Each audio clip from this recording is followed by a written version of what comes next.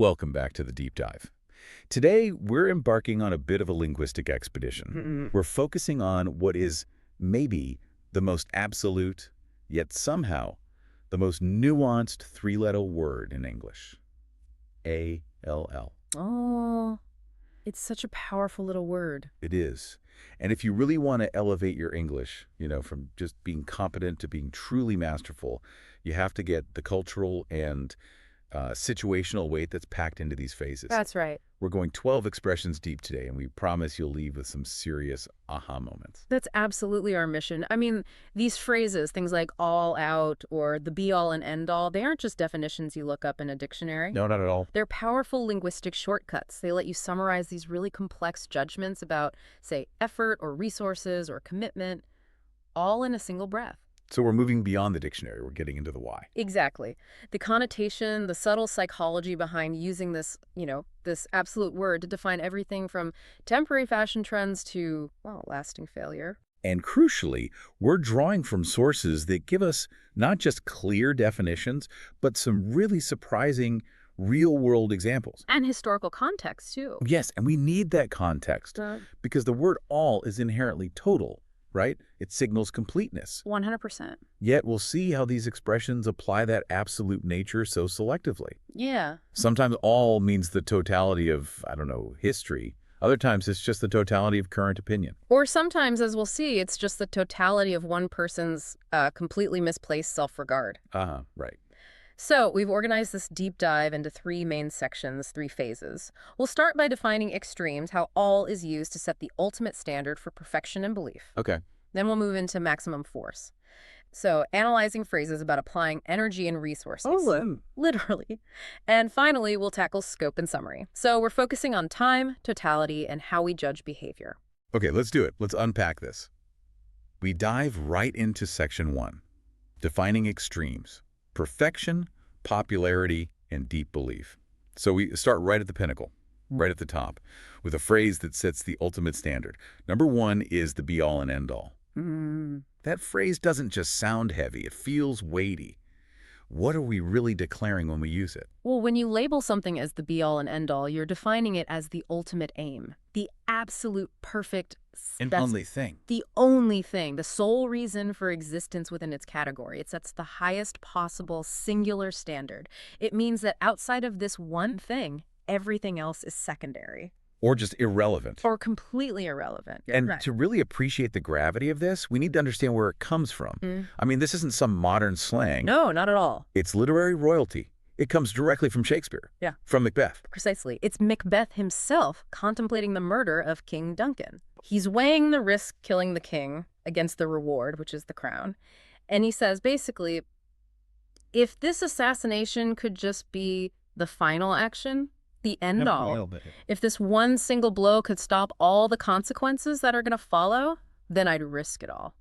That context is just so vital. Yeah. It wasn't originally a light compliment like, oh, this coffee is the be-all and end-all. No, not at all. It was a reflection on finality, on trying to stop the natural chain of cause and effect. So that lineage, that's why even today when someone says something like, for him, Cameron Diaz is the be-all and the end-all of acting talent, it communicates this immense, almost uncompromising psychological weight. It's an absolute decree. It's perfection. Yeah. For that speaker, it communicates that there is no higher praise, there's no need for comparison, and they perceive no flaw whatsoever. But then where does that definition of perfection, where does it shift from simple admiration into a critique of obsession? That's the really interesting part, when we apply it to a goal. So winning this competition is the be-all and end-all of my year. That signals determination, sure, but it also signals a potential imbalance. You're putting all your eggs in one basket. You are. You're declaring that success is the only thing that matters. And that often means sacrificing perspective or your mental health or even relationships. Right. If you elevate a single goal to be the be-all and end-all, you're risking this crushing disappointment if you fail. Because you've allowed no margin for anything else to matter. Nothing else has value. And that's the nuance that advanced listeners really need to grasp. We often use the negative form for exactly that reason, to bring things back into balance. Yes. If I tell you that my new phone isn't the be-all and end-all, I'm saying, yeah, it's good. It's a great piece of technology, but it's not the most critical thing in the universe. It's a tool for introducing perspective, for tempering that kind of extremity. Exactly. Okay, so from the ultimate individual standard, let's pivot to the ultimate collective standard, which is, usually temporary. Usually very temporary. This brings us to expression number 2, all the rage. Ah, yes.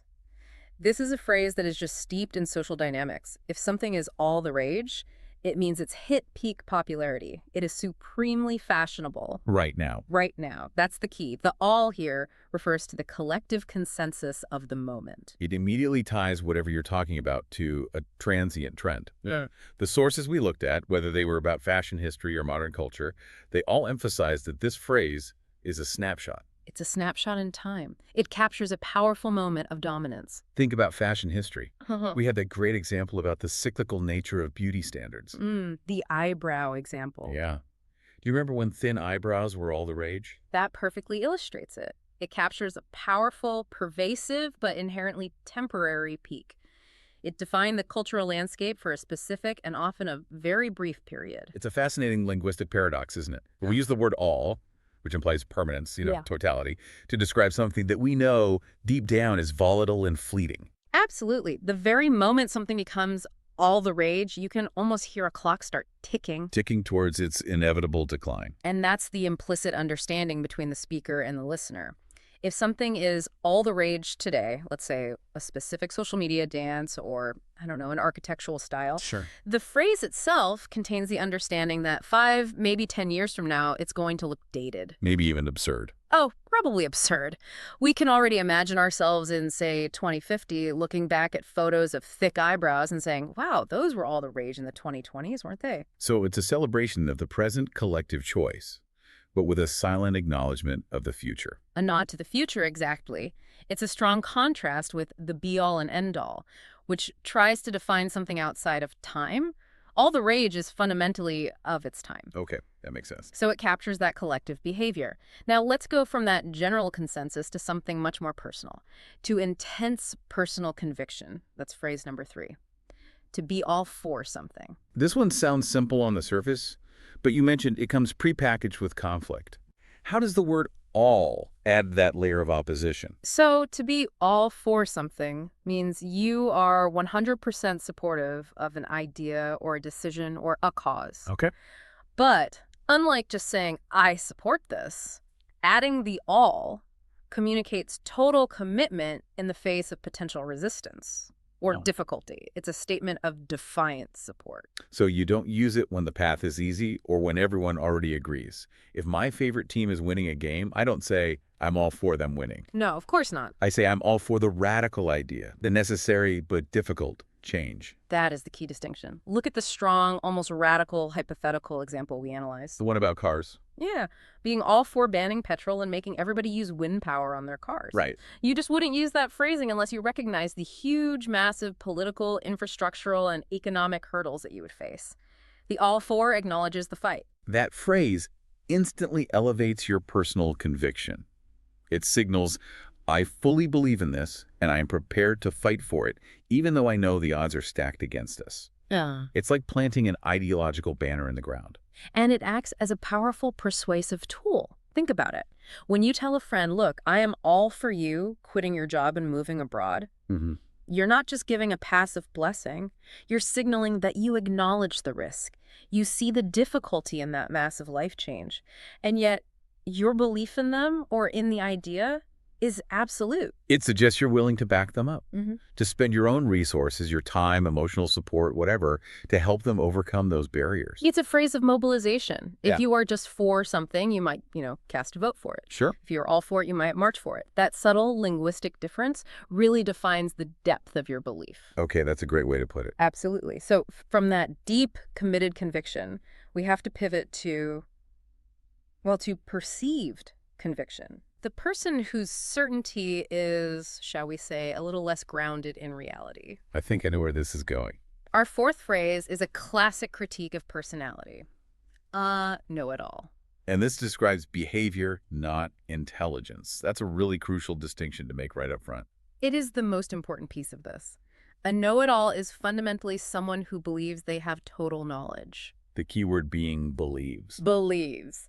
They are convinced of their own omniscience, and they feel compelled, just driven, to have the final authoritative answer on every single subject. So the critique isn't that they're stupid, it's that their behavior comes from this deep need to always be intellectually dominant. Yes, and we saw some analysis that suggested this behavior often comes from a place of deep insecurity. That makes sense. They refuse to accept when they're wrong because their entire self-image, their sense of control in a conversation, depends on maintaining that facade of being infallible. So the know-it-all is trying to use the absolute nature of all, as in I know all things, to completely control the narrative. Precisely. The definition we looked at states they refuse to accept when they're wrong, even when you show them facts, because for them, conceding a point means admitting imperfection. And that is just devastating to their constructed identity. And it's such a profoundly challenging personality to interact with. Oh, it's exhausting. It is, because Yeah. you spend more time defending basic facts or, managing their ego than you do actually having a productive conversation. The phrase is a universal critique of intellectual arrogance. And that personal reflection we found, the one about removing quite a few know-it-alls from one's life, Yeah. that really underscores how draining these interactions are. It emphasizes that this isn't just some quirky habit. It's a persistent, often relationship-damaging behavior that requires a person to make a definitive break for their own sanity. So if the be-all and end-all describes an impossible perfection, a know-it-all describes an impossible self-belief. And that wraps up our section on judgment and absolute standards. Now we pivot to action, how we use the word all to define the application of force, energy, and resources. We shift now from internal states of mind and judgment to the external demonstration of effort. To action. To action. And when we move to action, the word all defines the scale of our commitment.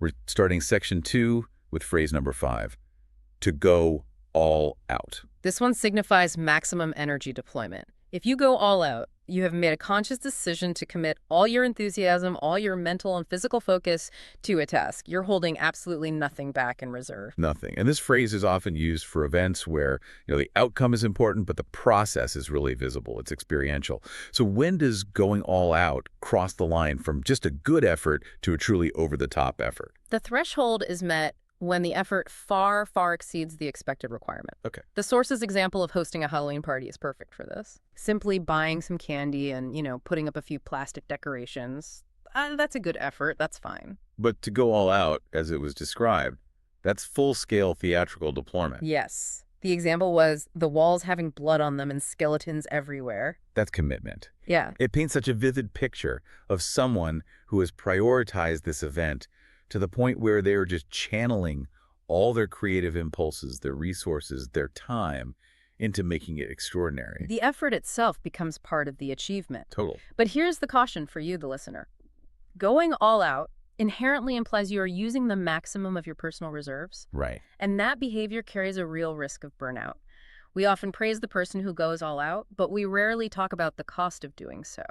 It's a great demonstration of commitment, but it's maybe not always a model of sustainable behavior.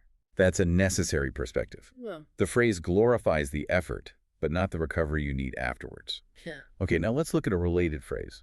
It's about maximum commitment, but it focuses less on personal energy and more on institutional power and capital. Yes. That's number 6, to pull out all of the stops. And this is a really crucial distinction. While go all out is about your enthusiasm and your personal time, pulling out all of the stops is specifically about leveraging every available resource, financial, institutional, and stopping at absolutely nothing to achieve a goal. So this phrase has a physical origin, right? From pipe organs. It does. The stops are the knobs or the levers that the organist pulls to engage different sets of pipes. This changes the sound, it increases the volume, the power. So to pull out all of the stops. Means using the entire capacity of the instrument. Maximum volume, maximum force. And the police example from our source reflects this perfectly on an institutional scale. Yes. The police pulled out all the stops to find the criminal. Which means they engaged their full instrument. Their full instrument, massive manpower, surveillance, specialized technology, overtime, a huge financial budget. They were operating at maximum force. But let's pause on the counterexample, because this is where the phrase hits reality for most people. Stolen van. The speaker mentioned the really unfortunate case of their father's van being stolen, and they noted No stops were pulled out by the police, not a single one. And that anecdote is far more instructive than the ideal scenario, I think. How so? Well, it shows that pulling out all the stops is a decision. It's driven by prioritization and by resource rationing. For a massive crime, a huge public safety issue, yes, the full force gets deployed. But for a stolen vehicle? For a stolen vehicle, the absence of that maximal effort defines the reality of limited resources. So the phrase communicates not just the potential for total effort, but also the devastating failure to apply it when a situation isn't deemed critical enough. And that contrast brings a lot of emotional weight to the phrase. When those resources aren't deployed, it highlights this feeling of helplessness or being deprioritized, especially when you feel your situation demands that maximum response. Absolutely. The expectation is set by the phrase itself. Moving on from resources to the commitment of time. Our seventh phrase is universally relatable, I think, Oh, yes. to pull an all-nighter. This is the definitive phrase for maximal time commitment. It means staying up all through the night, usually to study, work on a deadline, or complete some overwhelming task. It's a linguistic acknowledgement that there just were not enough hours in the day. Right. So you have to sacrifice sleep. And it's often glamorized, isn't it? Particularly in university culture or, in startup environments. It's seen as a badge of honor, a sign of dedication. But the reality is often much, much grittier. Yeah. The source example cuts through that glorification just beautifully. I pulled an all-nighter writing this essay and I still got a rubbish grade. Yeah. It perfectly illustrates the reality that while the effort was maximal, you committed all night, the outcome is never guaranteed. This raises a fascinating cultural discussion, I think. Does pulling an all-nighter really signify great effort? Or is it often just a signal of poor time management? A failure to plan. Exactly. Forcing this unsustainable level of intensity at the 11th hour. The phrase itself just describes the action, but the context is what dictates the judgment. And that's the linguistic nuance. When you hear the phrase, you understand the speaker performed maximal effort. But the result is open to scrutiny. Right. If the outcome is a success, the all-nighter is heroic. She pulled an all-nighter and saved the company. And if the outcome is poor, then the all-nighter is just a sign of desperation. The word all ensures we understand the total commitment of time, regardless of the quality of the result. Okay, so we've covered 3 examples of intense, focused effort. Let's shift gears completely to the application of maximum force when that force is totally uncontrolled. Ah. That's phrase number 8, a free-for-all. This phrase is basically a synonym for chaos, for lawlessness. Total breakdown. It defines a chaotic situation where numerous groups or individuals are all simultaneously trying to grab resources or get something for themselves, and there is no governing authority, no rule structure to control their actions. And the lawlessness and the selfish nature of the scramble are really the key ingredients here. Yes. It's a zero-sum game where social order has broken down entirely in favor of individual personal gain. The quintessential modern example is the chaos of some of those Black Friday sales in America. The image is just visceral. People going in, grabbing TVs, fighting, brawling. It's a free-for-all. That illustrates the immediate loss of the social contract. The rules of polite commerce are suspended, and the rule of might takes over. It's fascinating because it is maximum resource utilization, in a way, but it's deployed in this competitive, often destructive manner.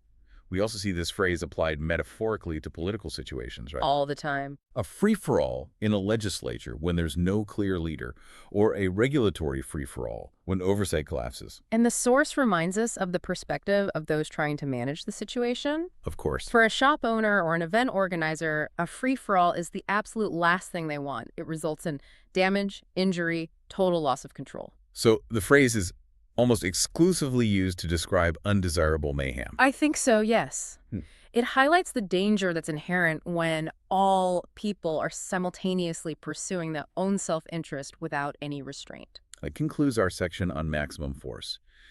We've seen how all can define focused intensity, institutional power, and total unmanaged chaos. Our final section focuses on how all helps us define perspective and scope and time, specifically looking backward and summarizing totality. Okay. We begin with phrase number 9, all along. So simple but deceptively powerful. It just means from the very beginning. It's used to establish a definitive start point for an event or a realization. The rhetorical power of all along is immense. It carries this inherent sense of secret knowledge or retrospective judgment, or eventual confirmation. When you use this phrase, you're subtly rewriting the historical narrative of whatever just happened. You are. Let's analyze the relationship example that was provided.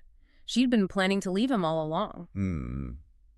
That's a heavy sentence. It is. That sentence doesn't just state that she left him. It establishes that her intention wasn't some sudden decision. It was present from the inception of their relationship. Hidden. Probably hidden, yes. Yeah. Behind other actions or words, and that transforms the listener's understanding of everything that came before it. It's such an emotionally charged phrase because it so often implies deep-seated deception, a lack of transparency. If someone finds out a friend was secretly rooting against them in a competition, Right. they might say, "You were hoping I'd fail all along." It's an accusation that establishes malice right from the outset. But conversely, it can be used for deep satisfaction. Yeah. Imagine a scientist who has been ridiculed for years for some radical theory, Okay. but then their theory is finally proven. They might feel, I knew the truth all along. Vindication. It's a way of linking their original insight directly to the final outcome, validating their entire journey. It connects the initial premise to the ultimate consequence with an undeniable chain of causality. So it's the perfect phrase when you need to emphasize that continuity or a hidden intent across a long span of time. Exactly. Okay, so moving from time to totality, we find our summation phrase, number 10, all in all. This is a classic linguistic utility phrase.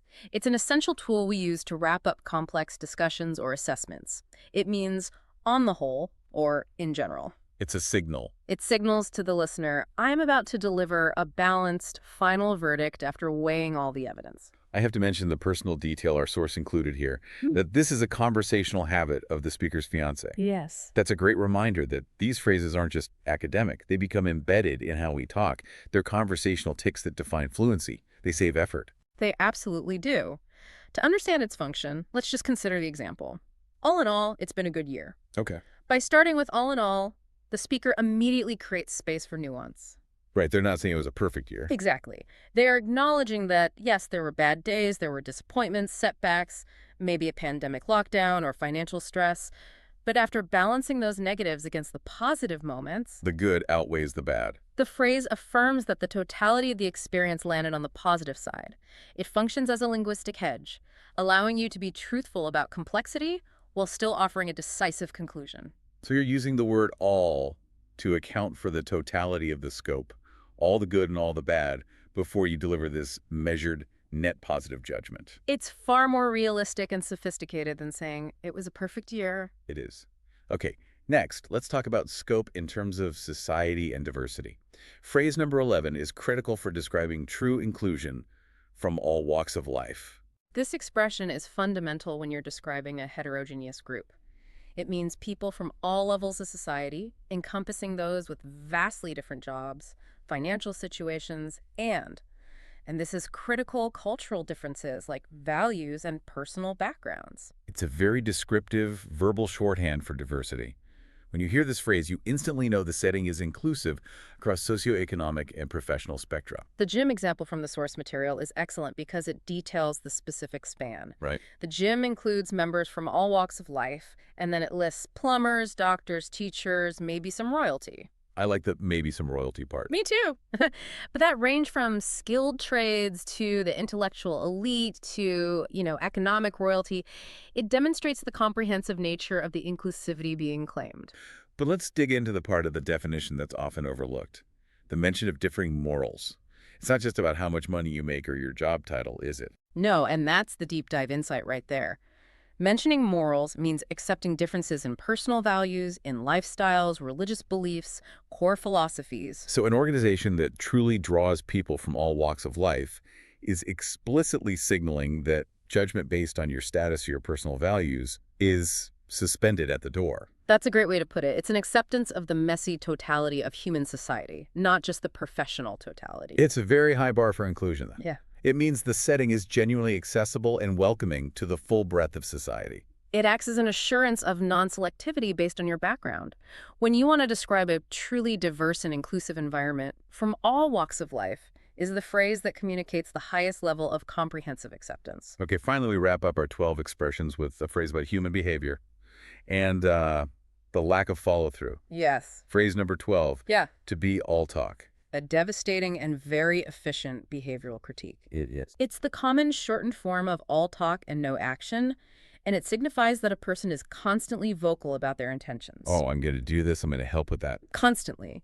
But they consistently fail to execute. They rely only on that verbal commitment. The source correctly connects this directly to the concept of the flake, or a flaky friend. Yes.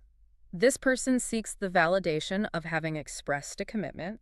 They want the social credit for intending to help, but they withdraw at the point of action, letting other people down. It captures that exhausting cycle of disappointment. The verbal commitment is maximal. It is all talk, but the output is negligible, or zero. The person being critiqued is using the absolute language of commitment to generate credit they haven't earned. And the specific scenario provided is just so relatable.